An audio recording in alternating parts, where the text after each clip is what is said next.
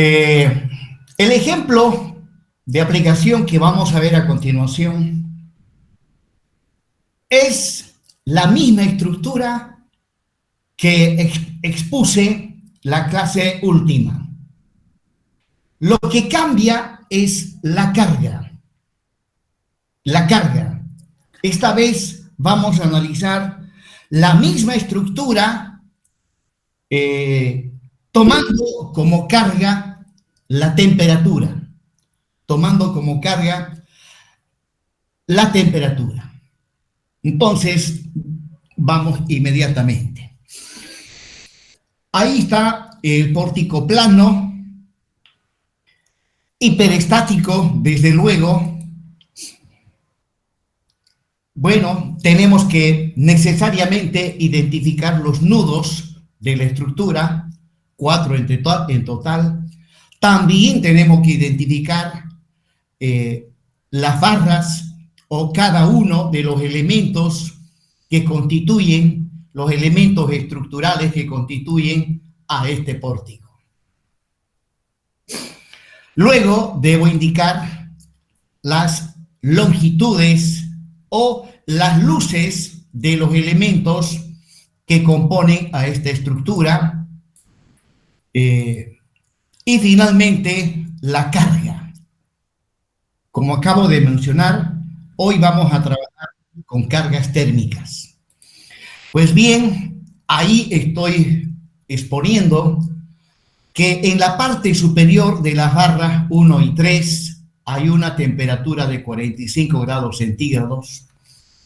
Por debajo de la barra 1, menos 10 grados centígrados.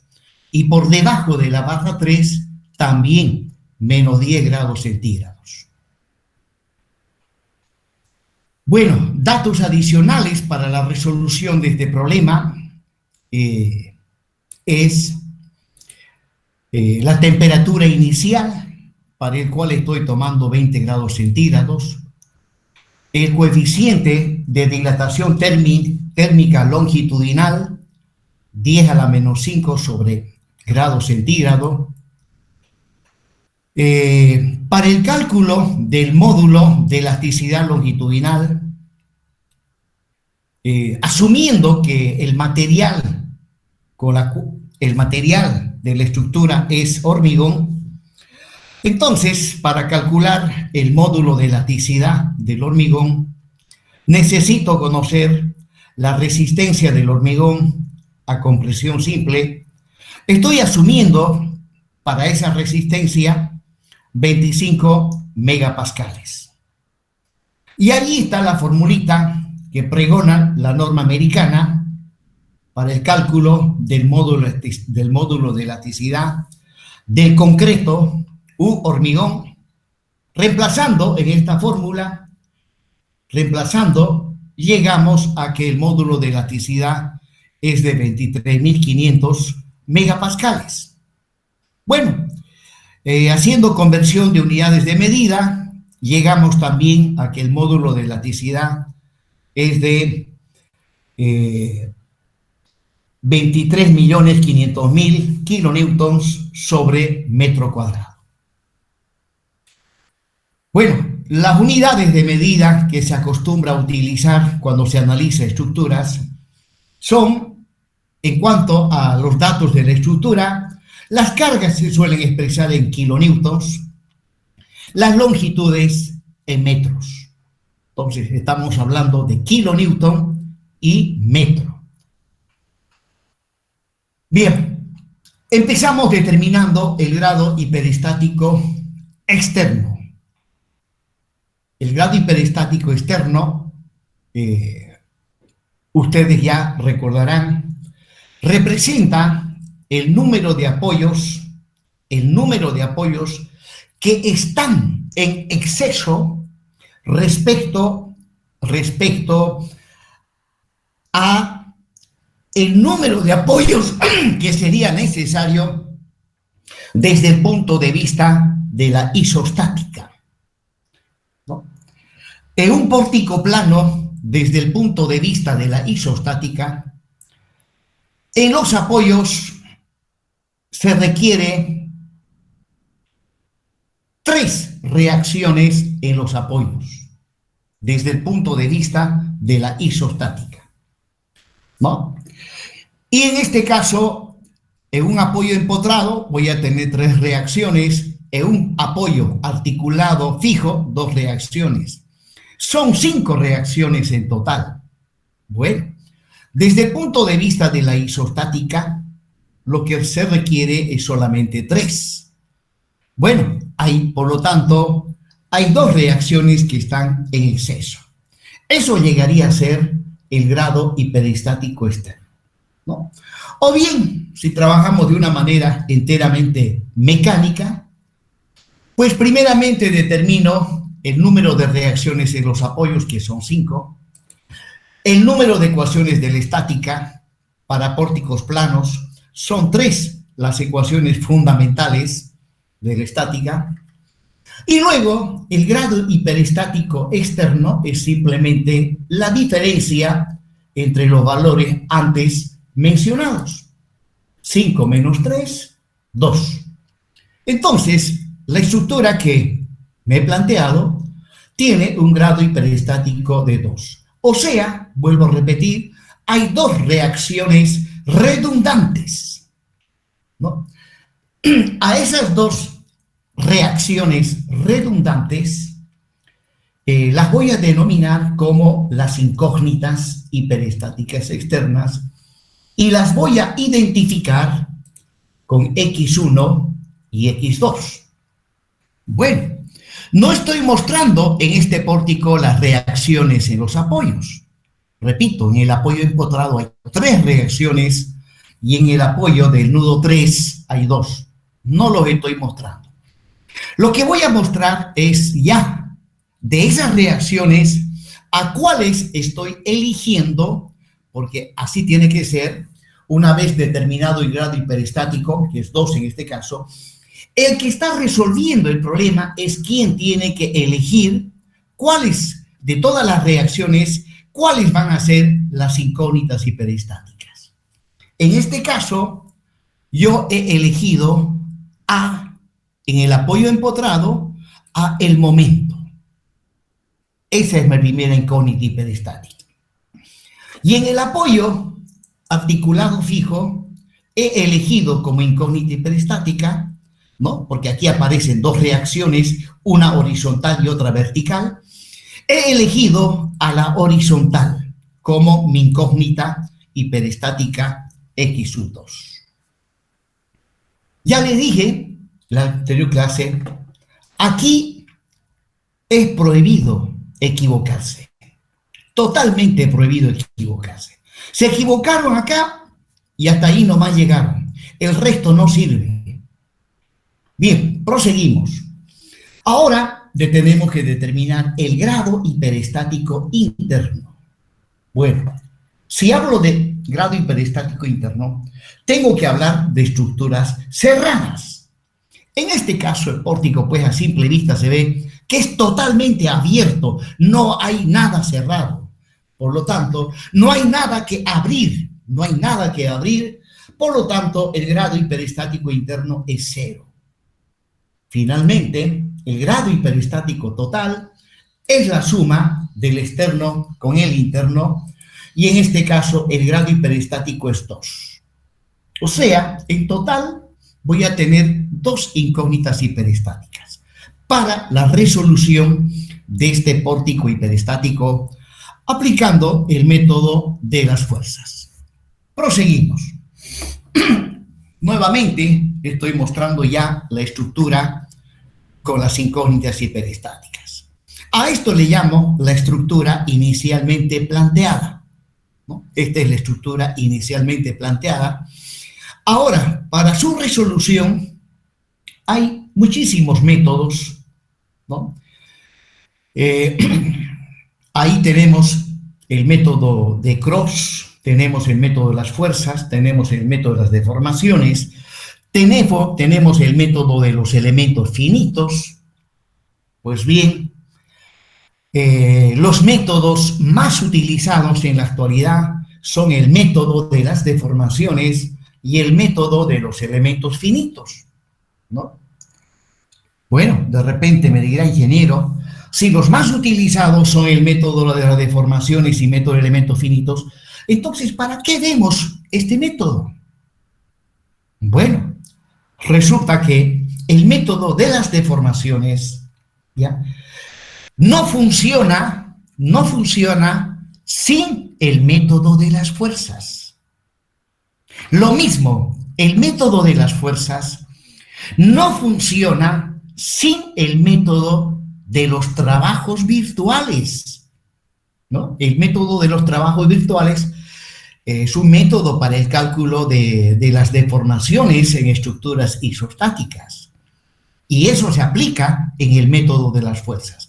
O sea, hay una relación directa entre el método de los trabajos virtuales, el método de las fuerzas, el método de las deformaciones y finalmente el método de los elementos finitos. Por lo tanto, si yo quiero aprender el método de los elementos finitos, entonces tengo que aprender los tres primeros: método de los trabajos virtuales, método de las fuerzas, método de las deformaciones, y recién estoy en condiciones de poder aprender el método de los elementos finitos. Bien, proseguimos. A continuación, en base a la estructura inicialmente planteada, y una vez habiendo elegido las incógnitas hiperestáticas, estoy en condiciones de determinar la estructura denominada estructura isostática equivalente. Bueno, recordarán que la estructura isostática equivalente es la misma estructura, bueno, no exactamente la misma, pero es la estructura inicialmente planteada con los apoyos modificados. Entonces, ahí está la estructura y observen que no estoy mostrando los apoyos porque los tengo que modificar. Solamente se modifican aquellos apoyos que llevan una o más incógnitas hiperestáticas. Bueno, en este caso, esta estructura tiene dos apoyos, uno empotrado, otro articulado fijo. Y en ambos apoyos hay incógnitas hiperestáticas. Por lo tanto, los dos los tengo que modificar. Bueno, ¿cuál es el criterio para modificar los apoyos? El criterio depende de la incógnita hiperestática. Depende de la incógnita hiperestática. Por ejemplo, en el nudo 1 tengo un apoyo empotrado.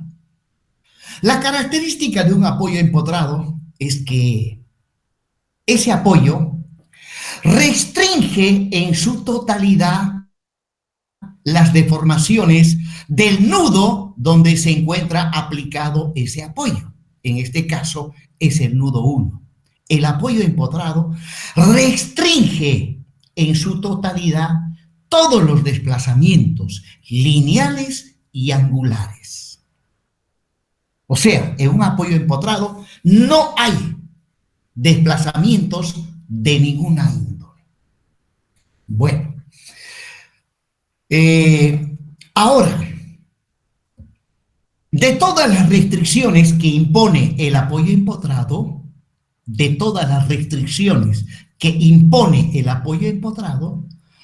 debo retirar la restricción al desplazamiento angular, ya que el momento, que es x1, que es un momento, está asociado al desplazamiento angular. Por lo tanto, de todas las restricciones que impone el apoyo empotrado, debo eliminar o retirar la restricción al desplazamiento angular. O sea, el apoyo empotrado, en otras palabras, lo tengo que reemplazar por otro apoyo que permita desplazamiento angular. Y aquí va. Vamos a la estructura isostática equivalente y ese apoyo tiene que ser un apoyo articulado fijo, ¿no? Solamente he eliminado del apoyo empotrado, solamente he eliminado la restricción al desplazamiento angular. Y listo. Vamos ahora al nudo 3, donde tengo un apoyo articulado fijo. Este apoyo articulado fijo me restringe el desplazamiento horizontal y el desplazamiento vertical. Me restringe esos dos desplazamientos lineales. Pues bien, mi incógnita hiperestática es una fuerza horizontal. Por lo tanto, de las dos restricciones que impone este apoyo, debo retirar o eliminar la restricción al desplazamiento horizontal. En otras palabras más sencillas, debo reemplazar este apoyo por otro apoyo que permita desplazamiento horizontal. Bueno, y eso obviamente tiene que ser un apoyo articulado móvil. Móvil en la dirección de la incógnita hiperestática X2. ¿No? Si el nudo 3 hubiese elegido como incógnita hiperestática a la reacción vertical, entonces en ese caso este apoyo lo hubiese modificado eliminando la restricción al desplazamiento vertical. Por lo tanto, este apoyo ya no era el que está aquí. Tendría que ser este mismo, pero girándolo 90 grados. Bien, proseguimos. Una vez obtenida la estructura isostática equivalente, inmediatamente nos planteamos la estructura principal. La estructura principal es la estructura isostática equivalente, pero sin las cargas. ¿Ya? La estructura principal es la estructura isostática equivalente, pero sin cargas. Ahí está. Y si quiere también lo puedo limpiar un poco más, ¿ya? Solamente muestro los nudos y bueno, debería mostrar también las barras. He limpiado demasiado. Bueno, de todas maneras, ahí está la estructura principal, que es la estructura isostática equivalente sin cargas. Bien, proseguimos. Ahí está nuevamente, esta vez vamos a trabajar con la estructura isostática equivalente, donde las incógnitas ahora las tenemos que considerar como cargas. Por lo tanto, las cargas que debo tomar en cuenta para el análisis de la estructura isostática equivalente son la temperatura, X1 y X2. La temperatura podríamos decir que es la carga externa propiamente dicha, ¿no? La temperatura es la carga externa propiamente dicha. Bueno, ¿cómo resolvemos la estructura isostática equivalente? Aplicando el principio de superposición de efectos, ¿no? Analizamos por partes, vamos resolviendo por partes, ¿no? Pues esta estructura isostática equivalente, primero la resolvemos para la carga externa propiamente dicha, o sea, la analizamos para la temperatura. Listo. Después la analizamos para X1 y después para X2. Luego, sumando los resultados obtenidos en cada análisis, llegamos a resolver la estructura isostática equivalente. Entonces, ahí está la ecuación del principio de superposición de efectos, ¿no? En E sub 0 o E sub 0 es la estructura donde se analiza tomando en cuenta la temperatura, que es la carga externa propiamente dicha. E sub 1 es la estructura donde se analiza tomando en cuenta X1 y E sub 2 tomando en cuenta X2. Entonces, vamos de una vez. Empecemos con E sub 0. Entonces, ahí está la estructura principal y le aplicamos la carga externa propiamente dicha, ¿no? Y pues a esta estructura, bueno, para analizar la carga, que es la temperatura, necesito la temperatura inicial y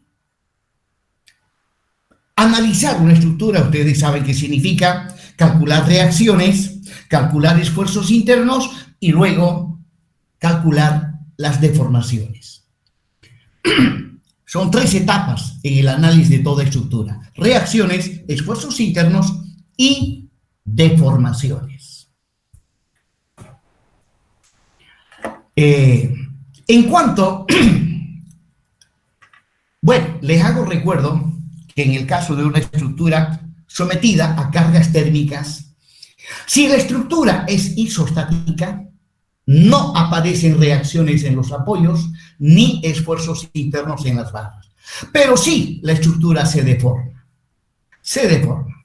Bueno, de esas deformaciones, de las deformaciones que experimenta la estructura, lo que me interesa son las deformaciones correspondientes a las incógnitas X1 y X2. O sea, en el nudo 1, lo que me interesa conocer es el desplazamiento angular del nudo 1. En el nudo 3, lo que me interesa conocer es el desplazamiento horizontal del nudo 3. Entonces, vamos. Ahí está el desplazamiento angular del nudo 1, al que le vamos a llamar delta 1. Y el desplazamiento lineal en el nudo 2, al que le vamos a llamar delta 2. Pero hay un segundo subíndice, que es el 0. Eso significa que delta 1 y delta 2 son desplazamientos debido a la carga externa. Son desplazamientos debido a la carga externa, ¿no? Y a esta estructura la identificamos con E sub 0.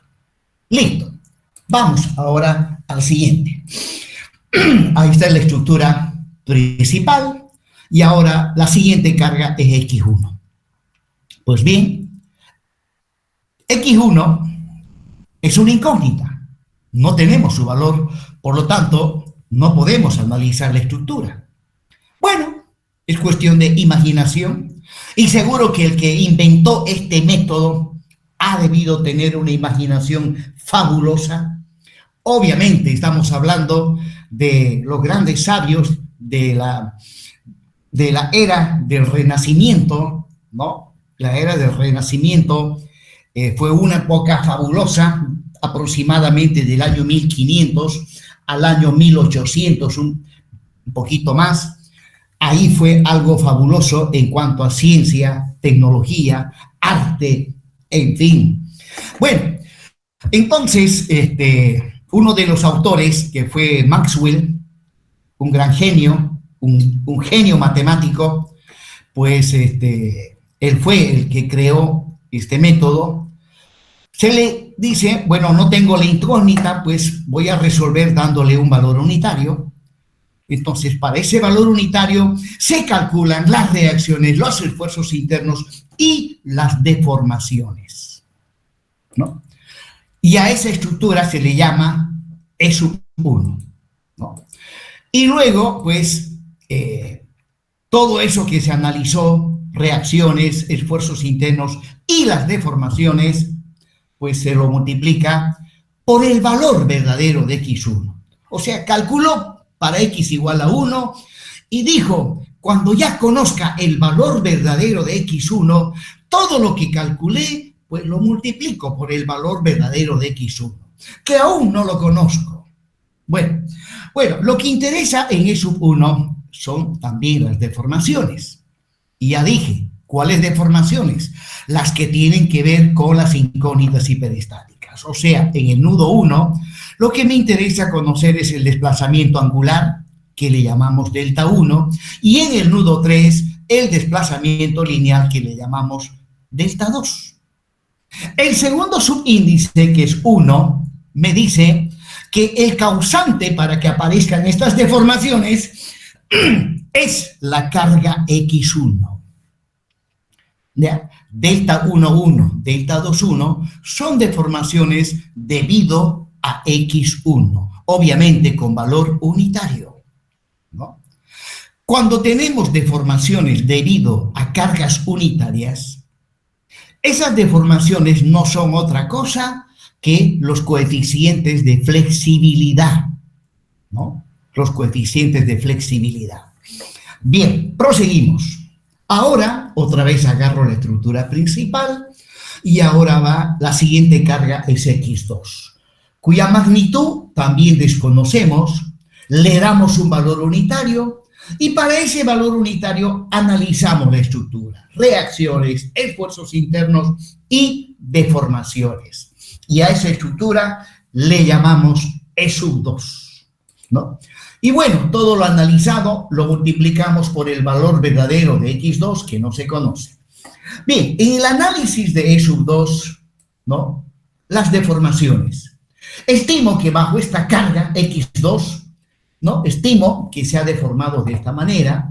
Por lo tanto, lo que interesa conocer es el desplazamiento angular del nudo 1 y el desplazamiento lineal horizontal del nudo 3.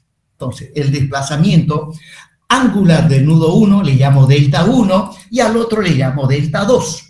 Pero hay un segundo subíndice.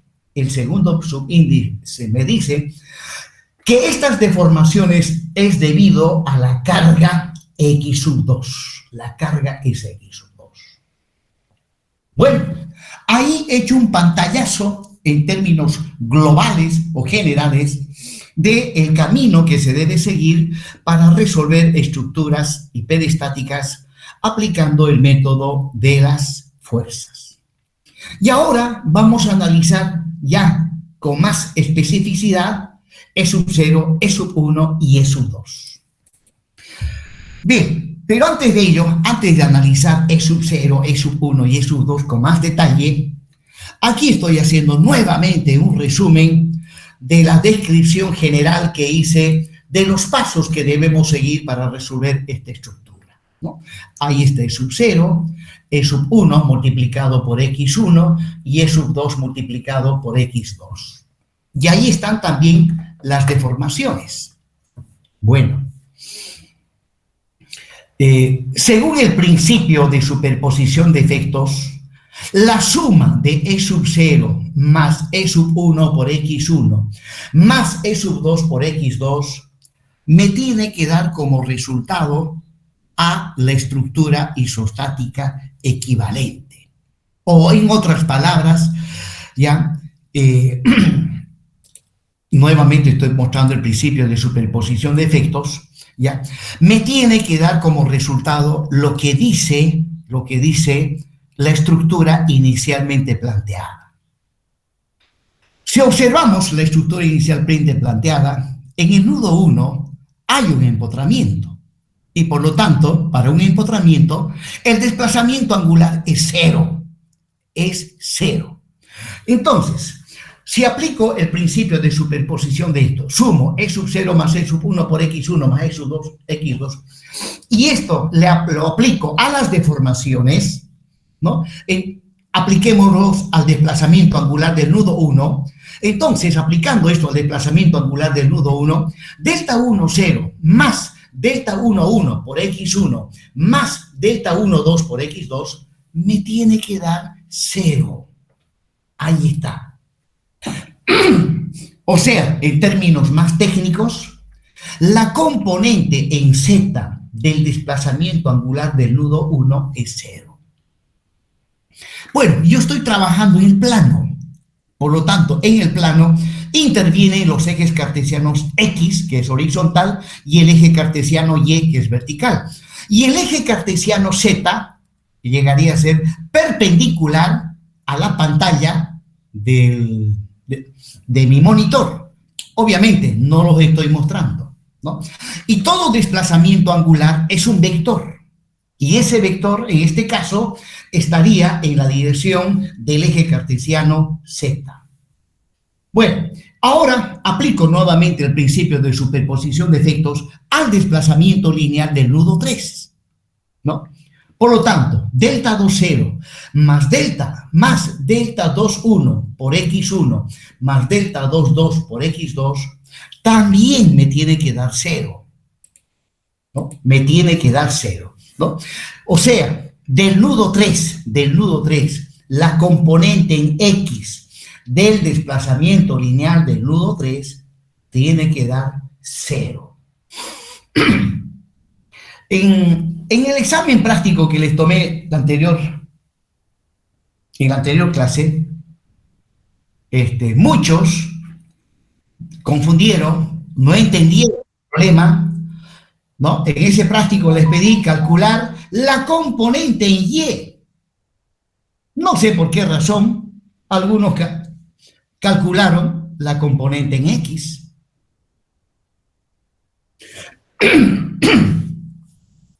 Bien, jóvenes, es que es importantísimo, al menos en un examen, saber concentrarse al máximo, ¿no? Y leer la pregunta por lo menos unas 2 o 3 veces, hasta entenderla. Y si no la entendieron, ahí está el profe. Inge, venga, por favor, no entiendo la pregunta, ayúdeme. Ahí el docente está obligado a ayudar a que el alumno entienda, ¿no? Porque si el alumno no entiende la pregunta, no lo va a poder resolver, ¿no? Pero obviamente el docente no está obligado a decirle luego cómo va a resolver. Ahí no, ya no interviene. Bien, entonces las dos ecuaciones, analizando las deformaciones que he obtenido, se denominan ecuaciones de compatibilidad elástica de la estructura. Muy bien, proseguimos. Ahora sí, vamos a analizar ya en más detalle las estructuras E0, E1 y E2. Empezamos con E0. Bueno, es una estructura isostática cuya carga es la temperatura. Bueno, ustedes saben que si la carga es temperatura en una estructura isostática, no aparecen reacciones en los apoyos ni esfuerzos internos en las barras, pero sí se deforma. Entonces, pues, si vamos al cálculo de las reacciones, teóricamente ahí aparecerían dos reacciones, en este otro lado una reacción, y bueno, pues esas reacciones son nulas directamente, ¿no? Ahí están los datos. Luego tendría que ir a los esfuerzos internos, ¿no? En la barra 1 tendría que aislarla a la barra 1 y luego aplicarle la carga, pero aquí pues como la carga es la temperatura, no hay esfuerzos internos, ni momentos, ni cortantes, ni normales, ¿no? Y así sucesivamente, también para la barra 2, ¿no? La barra 2 lo aíslo, le aplico la carga y nada, la barra 3 lo mismo, lo aíslo, y debido a la temperatura no hay absolutamente nada. Bien, nos vamos inmediatamente ahora al análisis de la estructura E1. En este caso ya sabemos la carga es X1 con valor unitario. Pues aquí, obviamente, sí hay reacciones y esfuerzos internos, ¿no? Ahí están las reacciones. En el nudo 1 hay un apoyo articulado fijo. Ahí no va a haber reacción horizontal, ¿no? Y además, aquí X1 es la carga. V1 y V3 son las reacciones. Bueno, voy a hacer un pequeño paréntesis acá. Y a esto que es la carga, a ver si puedo. Vale, no. Esto está. Ahora sí. A eso que es la carga, le voy a dar un color rojo. Listo.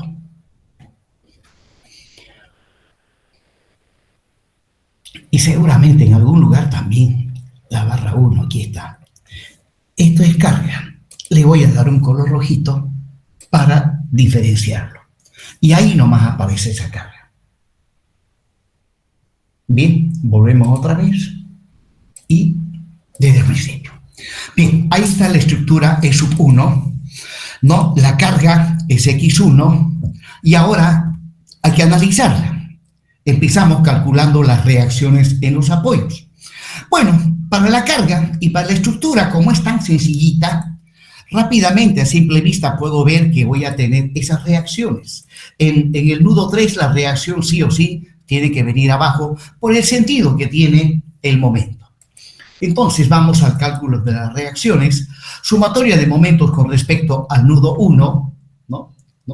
En ese caso no interviene B1, interviene B3 y la carga, que es 1. Y de ahí despejo B sub 3. Me sale un octavo de kilonewton. Luego hago sumatoria de momentos con respecto al nudo 2. Con respecto al nudo 2. Y nuevamente ahí ya no interviene B sub 3. Ha de intervenir B sub 1, que es la otra incógnita. Y de ahí despejo B sub 1. Bueno, ya calculé las reacciones y hacemos la verificación, sumatoria de fuerzas en Y, obviamente me va a dar 0, ¿no? En esto del cálculo de las reacciones, hay algunos que se complican innecesariamente. Ya les dije en la clase presencial que hay que detenerse un poquito a pensar, especialmente cuando hacen sumatoria de momentos, elegir el centro de momentos adecuadamente para que les dé una ecuación con una incógnita. Porque si van a obtener ecuaciones con dos incógnitas, pues les va a llevar mucho más tiempo resolver el problema. Bien, calculadas las reacciones, nos vamos al análisis de los esfuerzos internos. Ahora tengo que recorrer la estructura barra por barra, de izquierda a derecha, o de derecha a izquierda, de abajo para arriba, o de arriba para abajo. Eso ya depende del que lo está resolviendo. Él tiene que ver la forma, el camino más rápido y más sencillo. Porque aquí también se puede elegir el camino más sencillo. Bueno, en este caso, agarro primeramente a la barra 1, es una barra que está en posición horizontal. Pues bien, voy a ir de izquierda a derecha. Yendo de izquierda a derecha para la barra 1, ¿no? Esta barra tiene una longitud de 8 metros. En su extremo izquierdo está el nudo 1. Y en ese nudo, ¿qué tengo? Tengo la carga, que vale 1, y la reacción, que vale B sub 1, cuyo valor ya lo tenemos, es un octavo, ¿no? Luego, en el otro extremo, en el nudo 2, esa barra está rígidamente unida a otras barras. Eso lo represento por medio de un empotramiento, ¿no?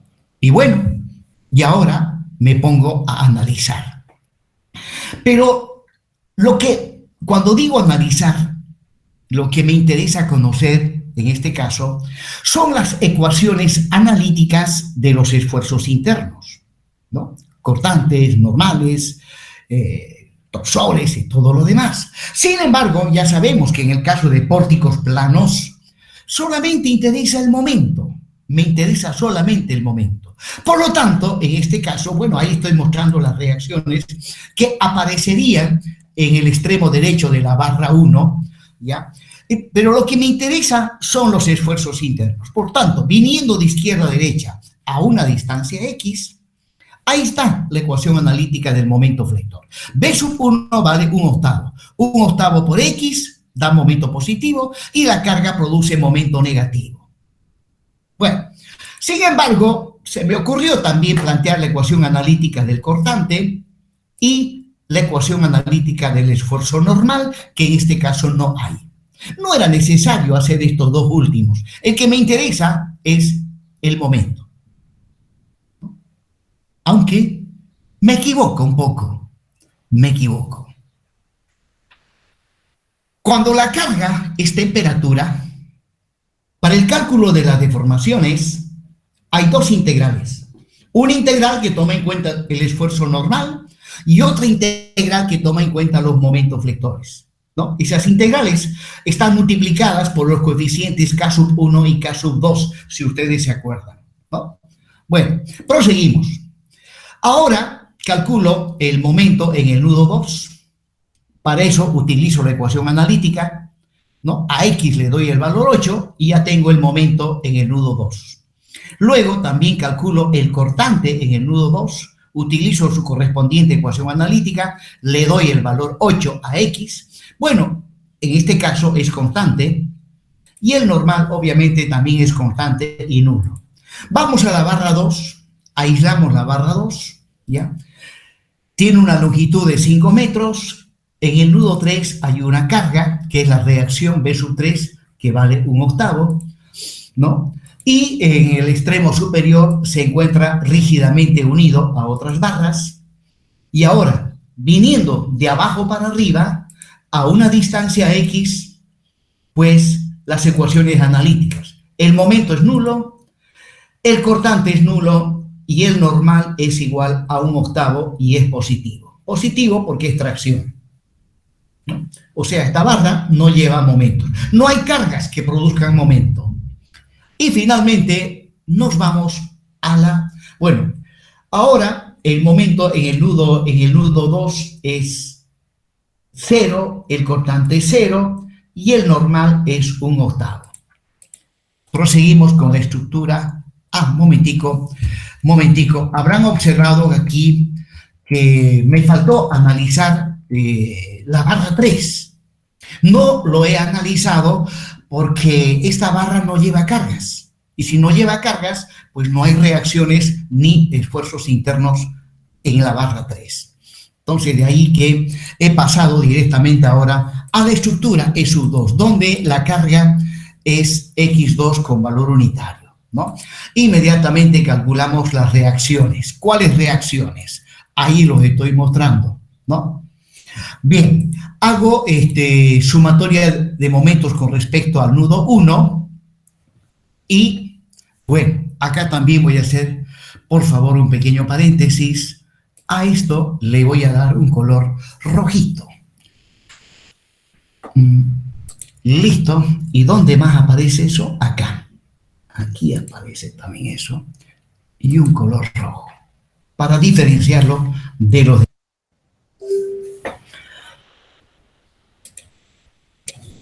Bien, la estructura es SU2, la carga. Y hay que analizarla, ¿no? Entonces tenemos que calcular las reacciones con los apoyos, que los estoy colocando con color azul. Ahora sí, la carga es X2, sumatoria de momentos con respecto al nudo 1. Bueno, entonces H1 y B1 no intervienen, ha de intervenir solamente B3, y de ahí despejo B3, 5/8.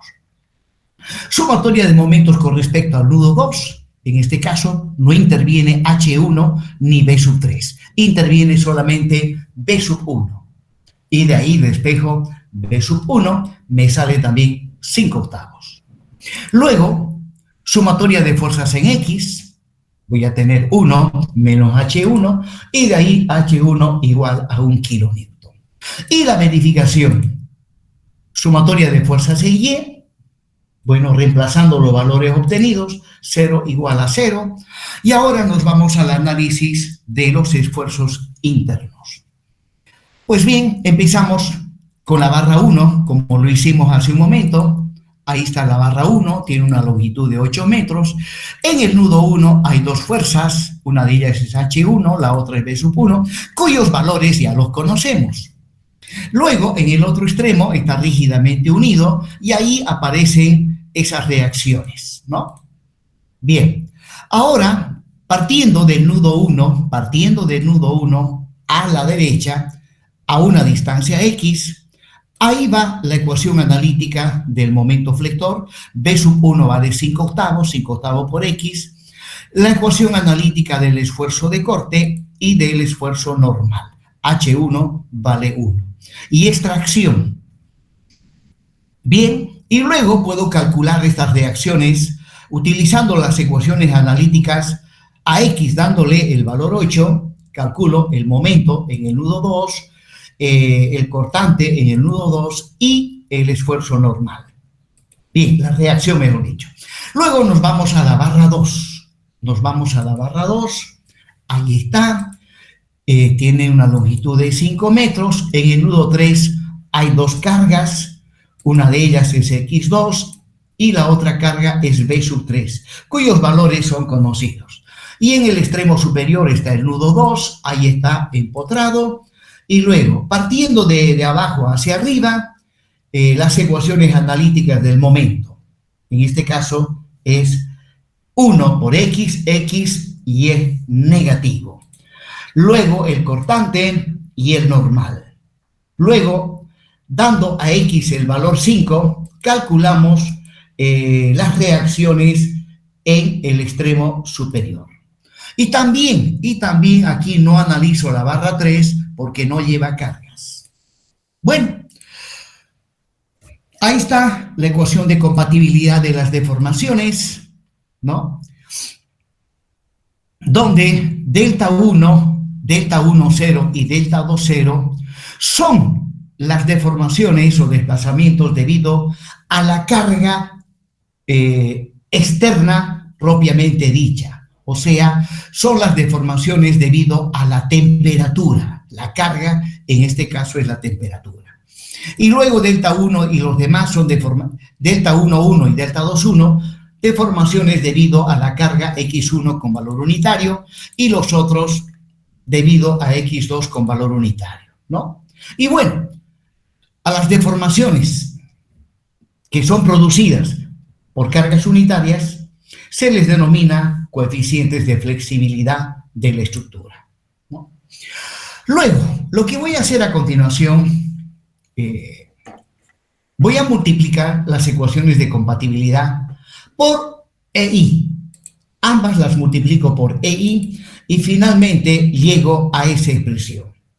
A continuación voy a explicar por qué los he multiplicado por EI.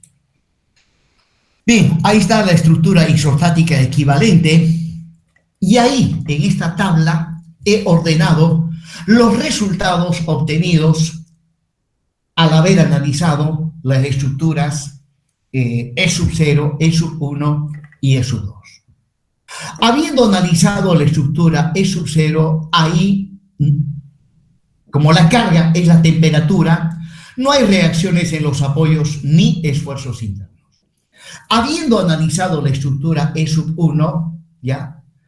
Ahí están las ecuaciones analíticas del momento y del normal. Y habiendo analizado la estructura E2, ahí están las ecuaciones analíticas de los momentos y de los normales. Y en la última columna, ¿no? Los límites de la variable X para cada barra. Eso está en función de la longitud de las barras. Bueno, esta tablita es importante porque me ayuda a trabajar de manera más ordenada en el cálculo de las deformaciones. Bien, ahí está la fórmula para el cálculo de las deformaciones cuando se tiene cargas térmicas, ¿no? Observen que en esta ecuación está el momento y el normal, pero ambas llevan una barrita encima. O sea, lo que intervienen son el momento y el normal debido a la carga virtual. Debido a la carga virtual.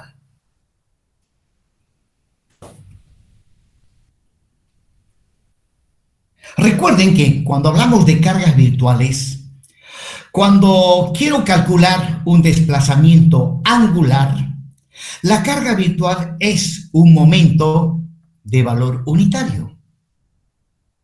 Cuando quiero calcular un desplazamiento lineal, la carga virtual es una fuerza de valor unitario, ¿no? Bien, ahora a esta ecuación le voy a hacer algunos pequeños cambios. Ahí está, ¿no? Vamos a trabajar con subíndices, ¿no? Recuerden que en este caso tengo que calcular el delta 1, 0 y el delta 2, 0. Bueno, el delta 1, 0 y el delta 2, 0. Pues estos subíndices me ayudan a calcular esos desplazamientos, ¿no? Si digo delta 1, 0, el 1 significa que los normales y momentos los tengo que extraer de la tabla. ¿De qué parte de la tabla? De los resultados correspondientes a la estructura E1. Aquí están los momentos y los normales en la estructura E1. Entonces, cuando calcule el delta 1, 0, los normales los voy a sacar de esta columna y los momentos de esta columna.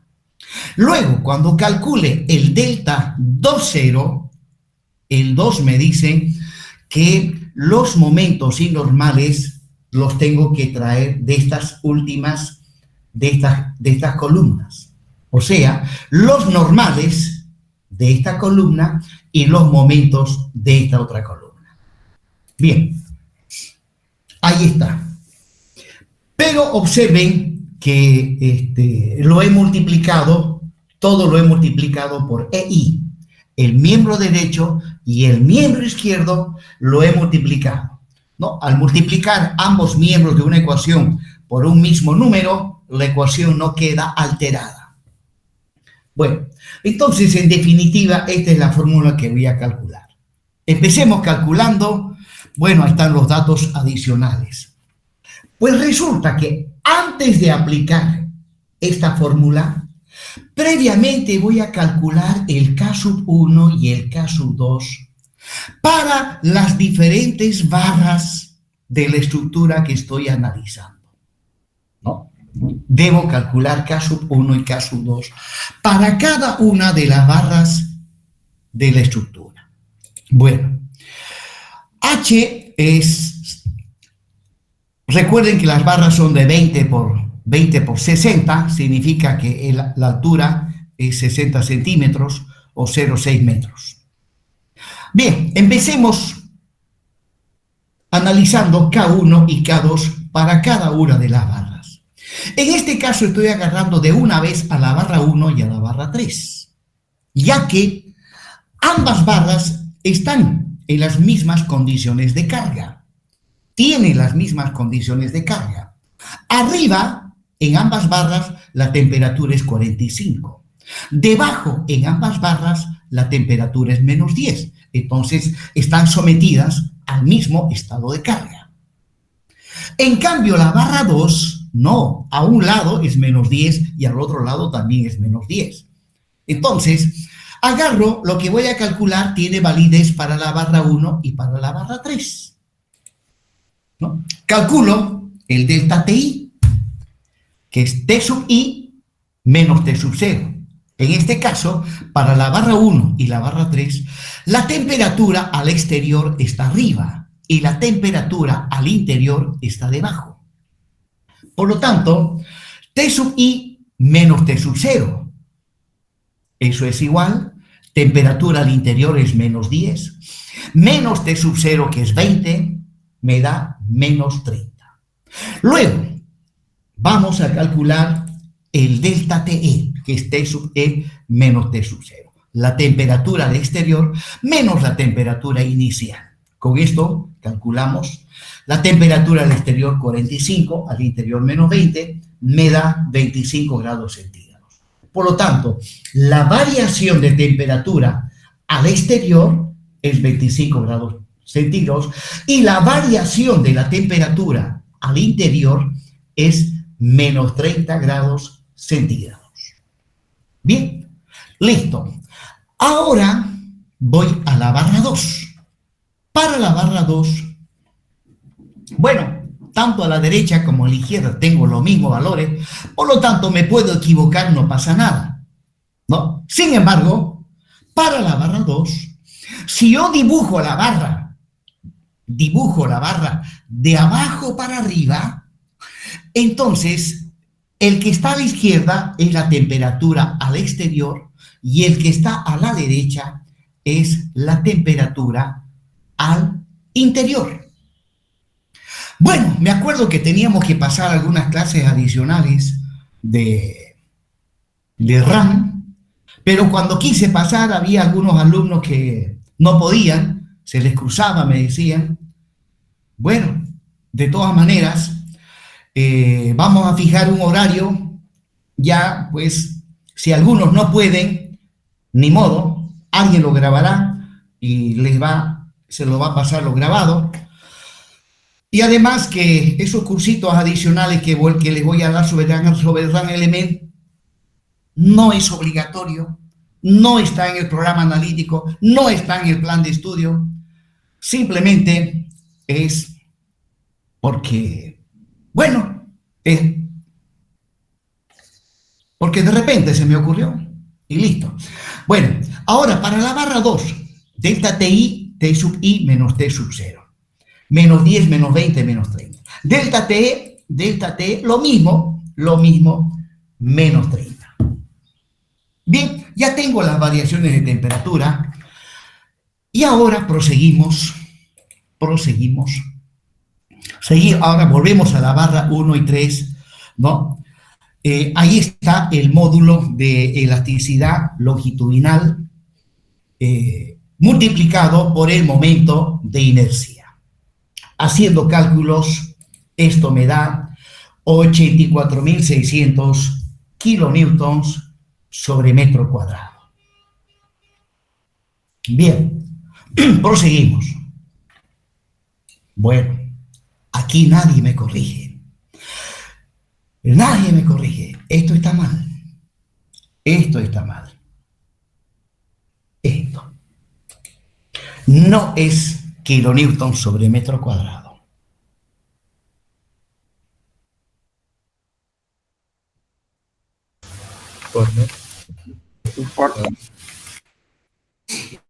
Voy a corregir, por favor. Voy a corregir.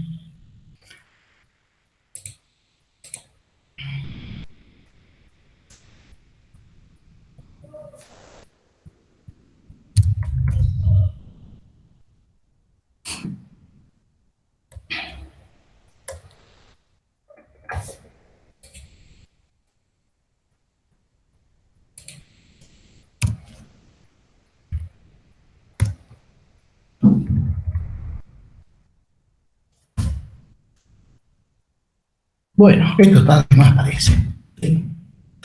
Kilonewton, no, lo pondremos nomás para que se diferencie. Eso es lo correcto. Bien, proseguimos.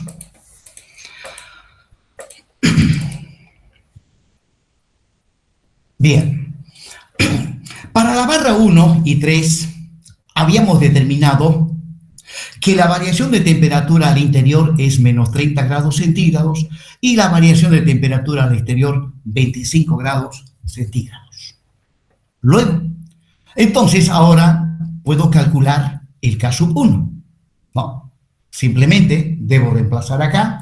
Alfa sabemos que es 10 elevado a la menos 5 sobre grados centígrados, ¿no? Reemplazando y haciendo cálculos, me sale menos 2,5 por 10 elevado a la menos 5. Lo mismo acá, ¿ya? Y, pues bien, y ahora, este K sub 1 lo he multiplicado por este EI, por EI. Veamos, verifiquemos, por favor. 2,5 por 84,600.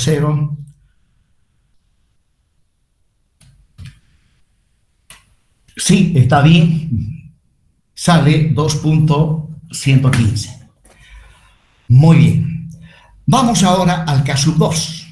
Reemplazando valores, he llegado a este valor. Y K sub 2 lo multiplico por EI.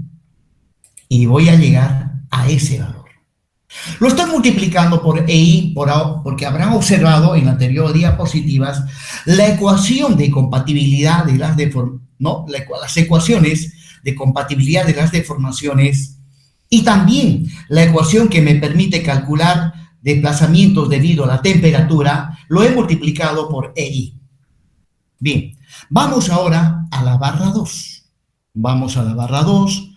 Esos son los resultados obtenidos en la anterior diapositiva y calculamos el K sub 1, en este caso me sale menos 30 por 10 elevado a la menos 5 y pues multiplicando por EI llego a ese valor, calculo K sub 2, me sale 0, obviamente me sale 0 porque delta TI y delta D tienen el mismo valor. El primero es negativo, el segundo también es negativo, pero con este negativo se hace positivo, y con el primero que es negativo se anula, se hace 0, y EIK2 igual a 0. Bueno, son cálculos preliminares, ¿no?, que hay que hacerlos, pero en forma ordenada, y luego, nuevamente, ahí la tabla. Bien, ahí está la fórmula para calcular los desplazamientos debido a la temperatura. Empecemos calculando para la barra para la barra uno y 3, ¿no? El EIK1 salió ese valor. O sea, estoy haciendo un resumen de lo que obtuve en la anterior diapositiva. Y para la barra 2 habíamos obtenido eso. Es que lo quería tener a la vista. Y ahora calculamos el delta 1,0, ¿no? Ya tengo el delta 1,0. Aplico esta fórmula. Recuerden que cada una de estas integrales se tiene que aplicar a toda la estructura. ¿Qué significa eso? Que esta primera integral se tiene que descomponer en una integral para la barra 1, otra integral para la barra 2 y otra integral para la barra 3. O sea, de aquí me van a salir 3 integrales. Obviamente tomando en cuenta los normales. Luego, en esta otra también, una integral para la barra 1, para la barra 2, para la barra 3 integrales. En total, 6 integrales tendrían que aparecer, ¿no? Sin embargo, me voy a ayudar con la tabla para hacer simplificaciones, puesto que, miren, cuando esté calculando el delta 1,0, ¿no? Y tengo que trabajar con los resultados obtenidos en la estructura E sub 1, ¿no? Cuando calcule delta 1,0, tengo que trabajar con el M1 y el N1. Y observen que en varios lugares hay 0. Hay 0. Eso me va a ayudar a simplificar, ¿no? Entonces, vamos inmediatamente. Tengo que trabajar con los datos correspondientes a la estructura E sub 1. Entonces, ahí está el delta 1,0, ¿no? El normal lo saco de acá, ahí dice N1, y el momento dice M1 también de acá, ¿no? Esa manera de utilizar subíndices es una ayuda para obviar conceptos que a veces complican la resolución del problema. Porque cuando aplico el método de los trabajos virtuales y quiero calcular una cierta deformación, necesito saber cuál es la estructura con